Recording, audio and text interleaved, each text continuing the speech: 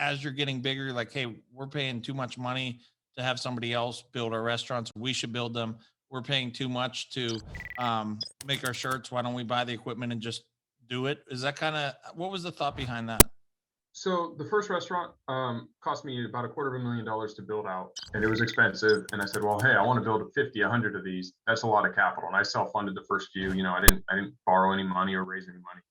And the challenge there was it cost too much money. And so what a lot of people do when they have a problem is they run to solve the problem. Okay, it costs too much money, so I need to go borrow money for my next restaurant, or I need to raise money.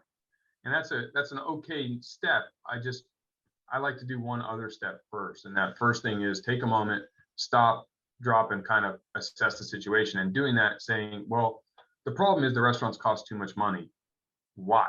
Let's answer the question of why before we go and raise money or borrow money. And the reason it is because construction companies have to make money, and they go through peaks and valleys of time when they have no work and time when they're loaded with work. And both of those situations, they have to fund, meaning if they're in a dry spell, they have to make enough money to sustain them until their next job. So they have to have a healthy profit margin.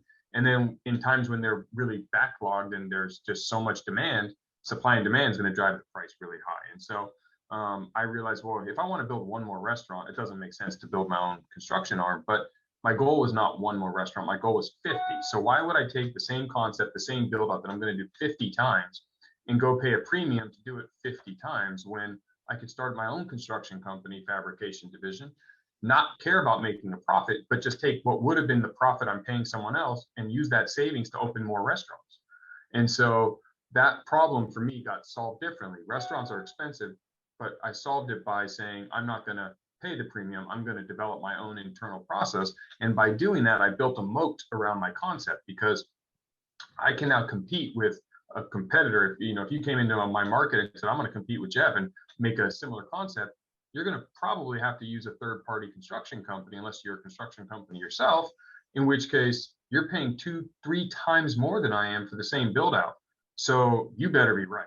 You better be that much better than me. You better pick the better location by that much, or I'm just going to surround you, right? I could build 3 or 2 for the price that you build 1. So now I get the other benefits of scale, right? I get the amortization of expenses across multiple stores, the benefit of management staff across multiple stores, the benefit of buying power with our distributors so we can reduce our costs inside the restaurant, better labor distribution. So if somebody does call in sick, I have a bigger pool of employees to use. I can advertise in one city and hit multiple boxes. I build better customer loyalty because they're seeing the growth. I get more media because we have more growth. I get landlords coming to me because they see we're growing. So I have all these other benefits that hit my doorstep, not because I've made a better acai bowl than you yet, right? We haven't even gotten to that part, or that my culture is better, but just because I found a better way to scale my side. And so again, it doesn't work for everybody. I'm not telling every restaurateur to go out there and start a construction company, but if your plan is to build 50 stores, I do suggest you look inside. You do ask yourself, well, hey, if I'm going to do something, and that's where vertical integration really comes in, is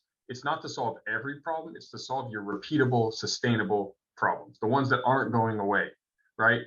Uniforms and swag for my staff. Well, we're going to have a lot of 50 restaurants. There's a lot of staff coming and going and new and new and new and new. And it's the same shirts, right? I didn't buy my own facility, but my brand, my company runs that. And we also sell third-party swag, so, to customers. And so that's an arm of the business that we can do under our unevolved product side.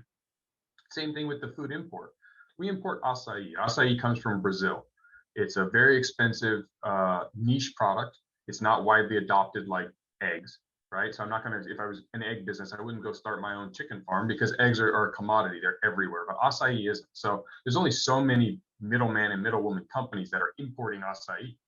And by me using them, I'm subject to the same market conditions as all my competitors. And it's very hard to have any differentiator in COGS or differentiator in brand name and product.